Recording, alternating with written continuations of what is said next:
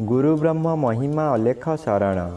नमस्कार दर्शक वृंद, आपण मानंकु आजिर राशिफल कार्यक्रम रे मु एस कुमार स्वागत जनाऊछि। प्रतिदिन निजर राशिफल जानिबा पई गुरुकृपा यूट्यूब चैनल को सब्सक्राइब करंतु और पाखरे थिबा बेल आइकन को प्रेस करी ऑल नोटिफिकेशन ऑन करी दियंतु, जहा फल रे आमे जेते बेले वीडियो अपलोड करिवो प्रथमे आपण वीडियो देखि पारिबे। आमर यही वीडियो रे आपण संपूर्ण पंचांग सहित मेष ठारू मीन पर्यंत 12 गोटी राशिर राशिफल विषय रे जानि पारिबे। वीडियो को दयाकरी शेष पर्यंत देखंतु।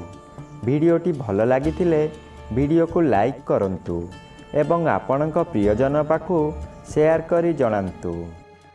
एबे आसंतु जानिबा आज दिनर संपूर्ण पंचांग विषय। आज 2025 मसीहा नवेम्बर मास 20 तारीख गुरुवार, दिल्ली स्वराब्द सन 1433 साल, स्वाधीन भारताब्द 79 वर्ष, महिमाद 198 वर्ष।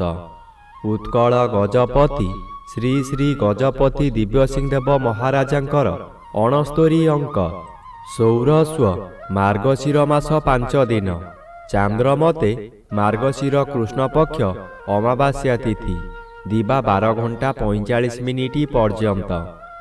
आजिर सूर्योदय विरजा क्षेत्र को 6 घंटा बिछा लग्न सुनुदंड 37 लिता गते उदय। आजिर सूर्यास्त विरजा क्षेत्र को 5 घंटा 1 मिनिट वृष लग्न सुनुदंड 37 लिता गते अस्त।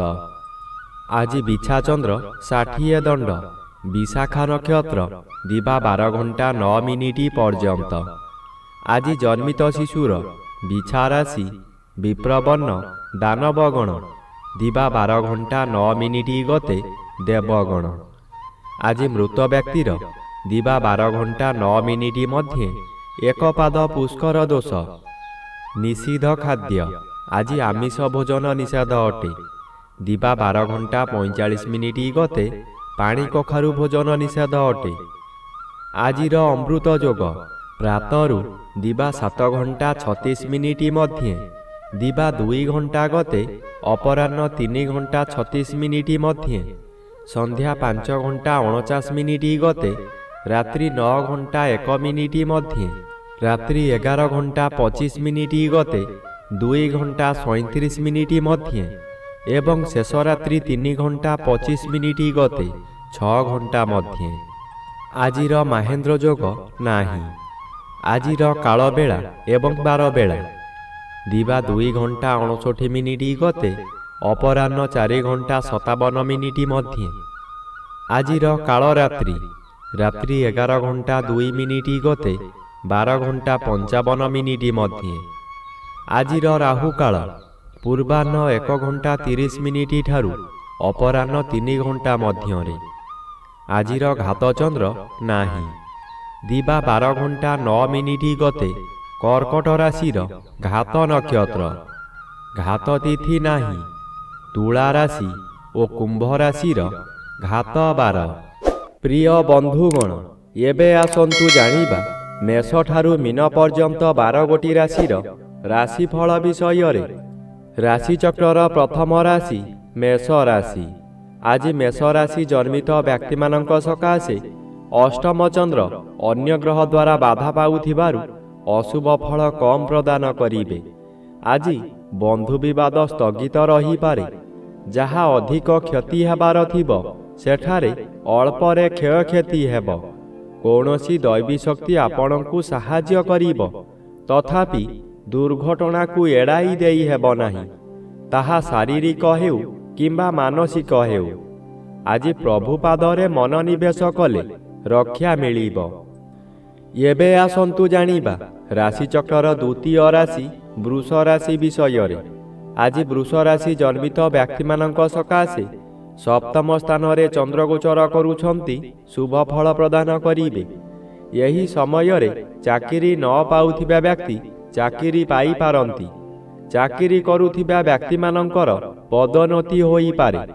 ବ୍ୟବସାୟ କରୁଥିବା ବ୍ୟକ୍ତି ଅଧିକ ବ୍ୟବସାୟକୁ ବୃଦ୍ଧି କରିପାରନ୍ତି। ଉତ୍ତମ ରୂପେ ବ୍ୟବସାୟ ଚାଲିବ। ଆଶାଠାରୁ ଅଧିକ ଲାଭ କରିବେ। ପରିବାରକୁ ନୂତନ ବନ୍ଧୁ ଆସିପାରନ୍ତି। ଅବିବାହିତମାନଙ୍କର ବିବାହ ପ୍ରସ୍ତାବ ଆସିପାରେ। ଏବେ ଆସନ୍ତୁ ଜାଣିବା ରାଶିଚକ୍ରର ତୃତୀୟ ରାଶି ମିଥୁନ ରାଶି ବିଷୟରେ। ଆଜି ମିଥୁନ ରାଶି ଜନ୍ମିତ ବ୍ୟକ୍ତିମାନଙ୍କ ସକାଶେ ଷଷ୍ଠ ସ୍ଥାନରେ ଉଭୟ ରବି ଓ ଚନ୍ଦ୍ର ଗୋଚର କରୁଛନ୍ତି। ଶୁଭ ଫଳ ପ୍ରଦାନ କରିବେ।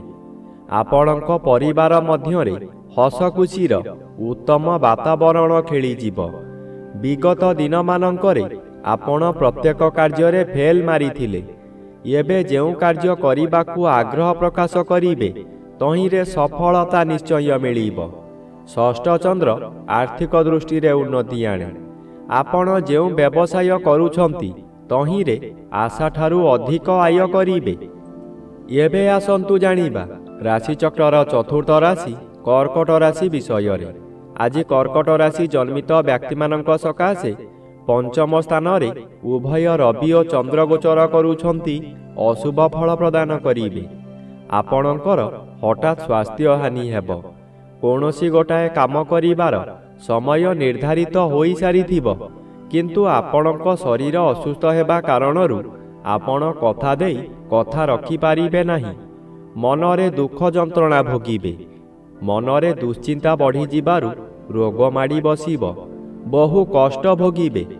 ଏହି ସମୟରେ କେଉଁଠାରୁ ବଡ଼ ଦୁଃଖ ଖବର ପାଇ ବୋଝ ଉପରେ ଲଳିତା ବିଡ଼ା ସଦୃଶ୍ୟ ହେବ।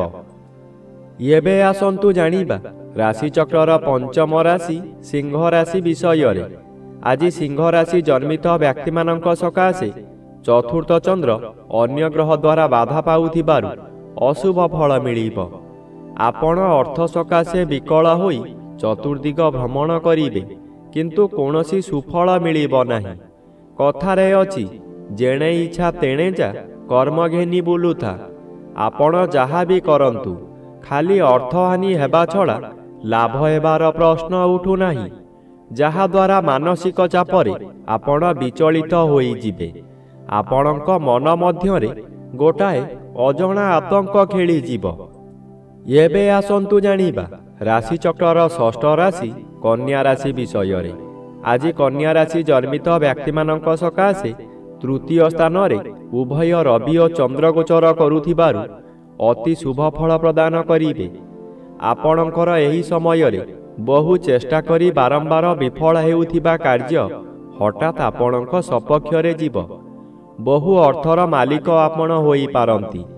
ପୂର୍ବରୁ ଖରାପ ଥିବା ସ୍ୱାସ୍ଥ୍ୟ ଏହି ସମୟରେ ମନର ବଳ ବୃଦ୍ଧି ପାଇଥିବାରୁ ସ୍ୱାସ୍ଥ୍ୟ ଉତ୍ତମ ରହିବ।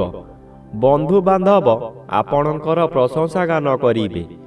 ଉପରିସ୍ଥ ଅଫିସର ଆପଣଙ୍କ କାର୍ଯ୍ୟ ଦେଖି ପୁରସ୍କୃତ କରିପାରନ୍ତି। ଏବେ ଆସନ୍ତୁ ଜାଣିବା ରାଶିଚକ୍ରର ସପ୍ତମ ରାଶି ତୁଳା ରାଶି ବିଷୟରେ। ଆଜି ତୁଳା ରାଶି ଜନ୍ମିତ ବ୍ୟକ୍ତିମାନଙ୍କ ସକାଶେ ଦ୍ୱିତୀୟ ଚନ୍ଦ୍ର ଅନ୍ୟ ଗ୍ରହ ଦ୍ୱାରା ବାଧାପ୍ରାପ୍ତ ଅଛନ୍ତି। ଆଜି ଆପଣଙ୍କୁ କିଛି ବ୍ୟକ୍ତି ଅସହଯୋଗ କରୁଥିବା ସ୍ଥଳେ ଅନ୍ୟ କିଛି ବ୍ୟକ୍ତି ସହଯୋଗର ହାତ ବଢ଼ାଇ ଆପଣଙ୍କୁ ଉଚ୍ଚକୁ ଉଠାଇ ନେବେ। ବାଧା ଆସୁଥିବା ସ୍ଥାନରୁ ବିଳମ୍ବରେ ହେଉ ପଛେ ସଫଳତା ମିଳିବ। ଆପଣଙ୍କର ଉଦ୍ୟମ ଫଳପ୍ରଦ ହେବ। ଉତ୍ତର ଦିଗରୁ କୌଣସି ବ୍ୟକ୍ତି ଆପଣଙ୍କ ସହିତ ଯୋଗାଯୋଗ କରି ଶୁଭ ଖବର ଦେବେ। ଆଗାମୀ ଦିନ ସକାଶେ ଆୟର ସନ୍ଧାନ ଦେବେ। ଏବେ ଆସନ୍ତୁ ଜାଣିବା ରାଶିଚକ୍ରର ଅଷ୍ଟମ ରାଶି ବିଛା ରାଶି ବିଷୟରେ। ଆଜି ବିଛା ରାଶି ଜନ୍ମିତ ବ୍ୟକ୍ତିମାନଙ୍କ ସକାଶେ ଶ୍ରୀଚନ୍ଦ୍ର ଅନ୍ୟ ଗ୍ରହ ଦ୍ୱାରା ବାଧା ପାଉଥିବାରୁ ଅଶୁଭ ଫଳ ମିଳିବ। ପ୍ରତ୍ୟେକ କାର୍ଯ୍ୟକ୍ରମରେ ଆପଣଙ୍କୁ ବିରୋଧ ଆସିବ। ପେଟ ଗଣ୍ଡଗୋଳ ହେବ। ଭଲ ଭଲ ଖାଦ୍ୟ ପ୍ରସ୍ତୁତ କରିଥିବେ, କିନ୍ତୁ ନିଜେ ଭୋଜନ କରିପାରିବେ ନାହିଁ। ନୂତନ ପୋଷାକ ଆଣିଥିବେ। କୌଣସି କାରଣରୁ ଆପଣ ଅନ୍ୟ ସ୍ଥାନକୁ ଯାତ୍ରା କରିବେ, ତାହା ପରିଧାନ କରିପାରିବେ ନାହିଁ। ଦିବସ ସାରା ଖାଲି ଦିବା ସ୍ୱପ୍ନ ଦେଖିବେ। ଆପଣଙ୍କର ସମ୍ମାନ ମିଳିବାରେ ଆଜି ବାଧା ଆସିବ। ଏବେ ଆସନ୍ତୁ ଜାଣିବା ରାଶିଚକ୍ରର ନବମ ରାଶି ଧନୁ ରାଶି ବିଷୟରେ। ଆଜି ଧନୁ ରାଶି ଜନ୍ମିତ ବ୍ୟକ୍ତିମାନଙ୍କ ସକାଶେ ଦ୍ୱାଦଶ ଚନ୍ଦ୍ର ଅନ୍ୟ ଗ୍ରହ ଦ୍ୱାରା ବାଧାପ୍ରାପ୍ତ ଅଛନ୍ତି, ଅଶୁଭ ଫଳ ପ୍ରଦାନ କରିବେ। ମନ ମଧ୍ୟରେ ଦୁଶ୍ଚିନ୍ତା ବଢ଼ିଯିବ। ଆପଣ ଯାହା ବି କରନ୍ତୁ ତହିଁରେ ଖର୍ଚ୍ଚ ବ୍ୟତୀତ ଲାଭର ପ୍ରଶ୍ନ ଉଠୁନାହିଁ। ହାତ ପାଆନ୍ତାରେ ଥିବା ଅର୍ଥ ହାତରୁ ଖସିଯିବ। ଏହି ଦ୍ୱାଦଶ ଚନ୍ଦ୍ରରେ ଅତିରିକ୍ତ ବ୍ୟୟଭାର ବଢ଼ିଯିବ। ଆପଣ ହତାଶ ହୋଇଯିବେ। ସୁଖ ସନ୍ଧାନରେ ବିଭିନ୍ନ ସ୍ଥାନକୁ ଯାତ୍ରା କରିବେ। ଶରୀର ଅସୁସ୍ଥ ହେବ। ବନ୍ଧୁବାନ୍ଧବ ଅଶାନ୍ତି ହେବେ। ଏବେ ଆସନ୍ତୁ ଜାଣିବା ରାଶିଚକ୍ରର ଦଶମ ରାଶି ମକର ରାଶି ବିଷୟରେ।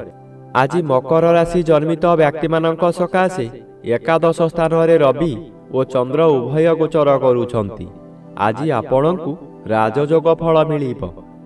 ଆପଣ ବହୁଦିନରୁ ଯେଉଁ କାର୍ଯ୍ୟ ସକାଶେ ଅପେକ୍ଷା କରିଥିଲେ ତାହା ଏହି ସମୟରେ ନିଶ୍ଚୟ ପୂରଣ ହେବ। କୌଣସି ଅଫିସରଙ୍କ ସାକ୍ଷାତ ପାଉନଥିଲେ, ଏବେ ତାଙ୍କ ସହିତ ସାକ୍ଷାତ ହେବ। ତାଙ୍କ ସହଯୋଗରେ ଆପଣ ବହୁ ନୂତନ କାମ ପାଇ ଉପକୃତ ହେବେ। ଆଜି ଆପଣ ନୂତନ ଅଳଙ୍କାରମାନ ବ୍ୟବହାର କରିବେ। ପରିବାର ଆପଣଙ୍କୁ ସପୋର୍ଟ କରିବ। ଏବେ ଆସନ୍ତୁ ଜାଣିବା ରାଶିଚକ୍ରର ଏକାଦଶ ରାଶି କୁମ୍ଭ ରାଶି ବିଷୟରେ। ଆଜି କୁମ୍ଭ ରାଶି ଜନ୍ମିତ ବ୍ୟକ୍ତିମାନଙ୍କ ସକାଶେ ଦଶମ ସ୍ଥାନରେ ଉଭୟ ରବି ଓ ଚନ୍ଦ୍ର ଗୋଚର କରୁଛନ୍ତି, ଶୁଭ ଫଳ ପ୍ରଦାନ କରିବେ। ଆପଣଙ୍କ କର୍ମକ୍ଷେତ୍ରରେ ଉଚ୍ଚତର ପାହ୍ୟାକୁ ଉନ୍ନୀତ ହେବେ। ଏହି ସମୟରେ ନୂତନ କର୍ମ ମଧ୍ୟ ମିଳିବ। ଯେକୌଣସି କାମ କରନ୍ତୁ ତହିଁରେ ସଫଳତା ମିଳିବ।